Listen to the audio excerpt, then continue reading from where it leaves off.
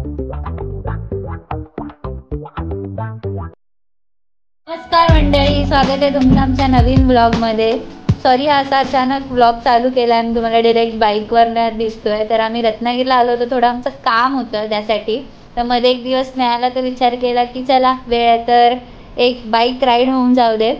So आता आम्ही चाललोय कुणकेश्वरला, जे रत्नागिरीवरून 102 किलोमीटर अंतरावर आहे।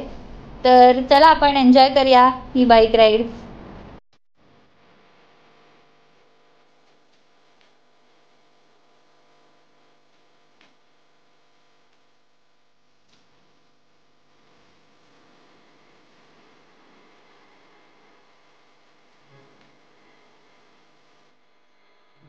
मित्रांनो, आता आम्ही आलेलो आहोत कुणकेश्वर मंदिरामध्ये। कुणकेश्वर मंदिराबद्दल सांगायचं झालं तर कुणकेश्वर मंदिर जे आहे महाराष्ट्राच्या सिंधुदुर्ग जिल्ह्यात देवगड तालुक्यात वसलेलं एक प्राचीन आणि प्रसिद्ध शिव मंदिर आहे। हे मंदिर अरबी समुद्राच्या अगदी काठी वसलेलं असून समुद्राचं सुंदर दृश्य इथून पाहायला मिळतं। मंदिराचे वैशिष्ट्य असे आहे की इथला शिवलिंग स्वयंभू आहे असे मानले जाते, त्यामुळे इथे भाविकांची श्रद्धा खूप आहे आणि शिवरात्रीच्या काळात इथे मोठा उत्सव भरतो आणि दुरून दुरून लोक दर्शनासाठी येतात। हे मंदिर सुमारे 900 वर्षापूर्वी बांधलं गेलं असं म्हणतात। काही लोकसंस्कृतीनुसार हे मंदिर एका मुस्लिम व्यापाऱ्याने बांधलं होतं, कारण त्याने इथे असलेलं शिवलिंग अपघाताने शोधलं आणि त्याला श्रद्धेने मंदिर बांधून दिलं। कुणकेश्वरचा समुद्रकिनारा म्हणजे एक आकर्षण आहे, स्वच्छ, सुंदर आणि तुलनेमध्ये कमी गर्दीचा। त्यामुळे मंदिर दर्शनासोबत एक चांगला पर्यटनाचा अनुभव इथे पाहायला मिळतो।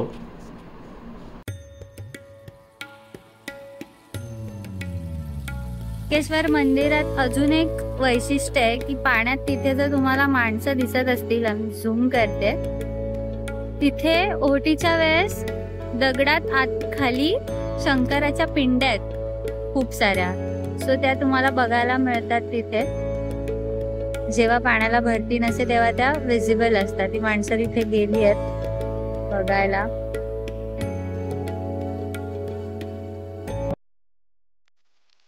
कुणकेश्वरला जाताना आम्हाला एक मंदिर दिसलं, तर आम्ही विचार केला की रिटर्न येताना आम्ही या मंदिराला व्हिजिट करू।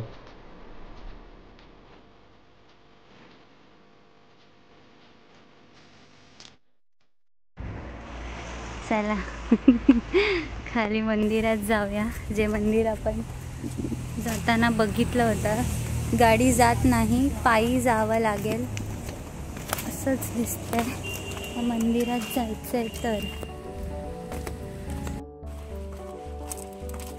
कुठून तरी चाललाय घेऊन, बघू नक्की मंदिराकडे जाते का ती वाट।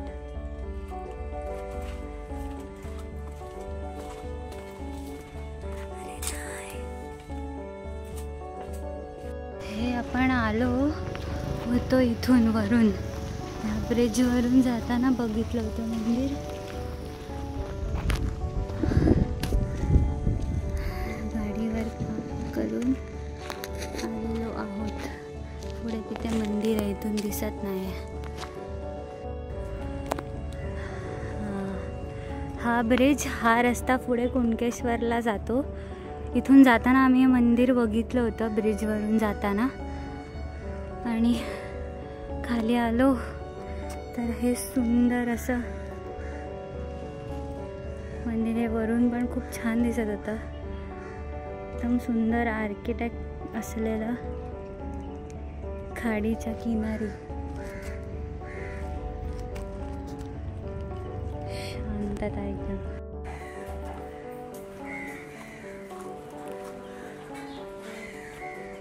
1 2 3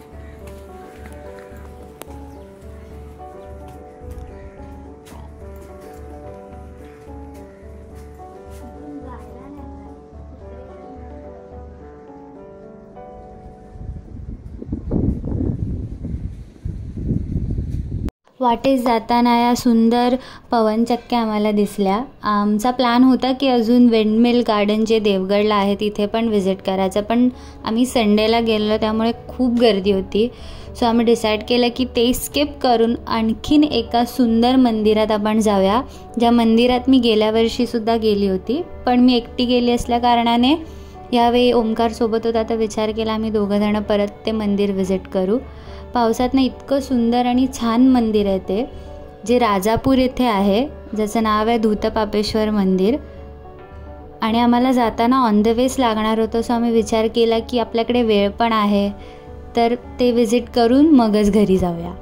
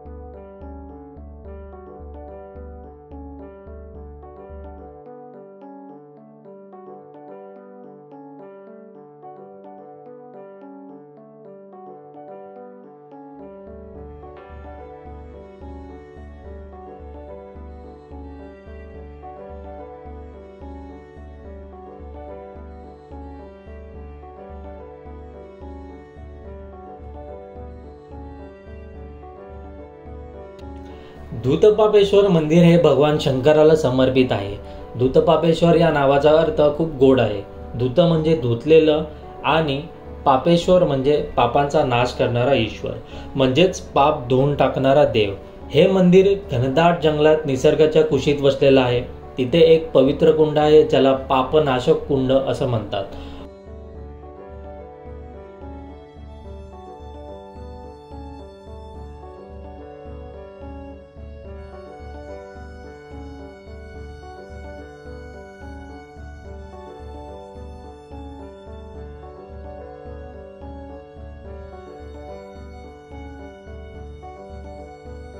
असं म्हणतात की या कुंडात आंघोळ केली की पापं धुतली जातात, म्हणूनच हे ठिकाण धूतपापेश्वर म्हणून ओळखलं जातं.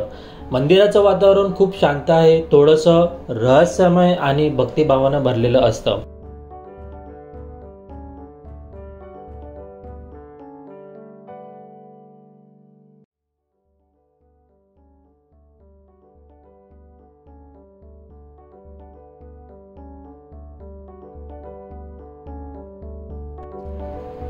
मंदिराच्या अगदी जवळच आहे हा अप्रतिम धबधबा. पावसाळ्यात तर इथलं सौंदर्य एकदम वेगळंच होतं. पाण्याचा आवाज, निसर्गाचा ताजेपणा आणि त्यावर सूर्यकिरणांचा खेळ, एक अविस्मरणीय अनुभव. इथं आल्यावर मन नक्कीच प्रसन्न होते. फोटो काढण्यासाठी तर हे ठिकाण अगदीच उत्तम आहे. जर तुम्ही कधी कोकणात आलात तर धूतपापेश्वर मंदिर आणि हा धबधबा बघायला नक्की या.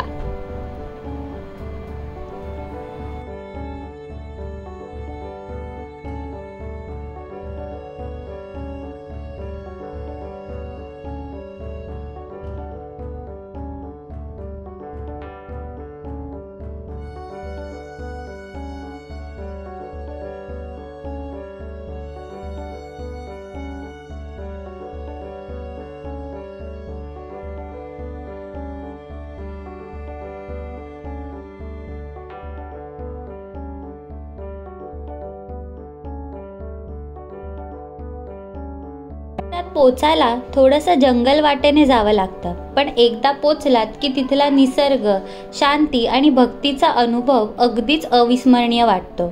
एकदम ऑफबीट आणि मनाला स्पर्श करून जाणारं ठिकाण म्हणजेच हे धूतपापेश्वर मंदिर.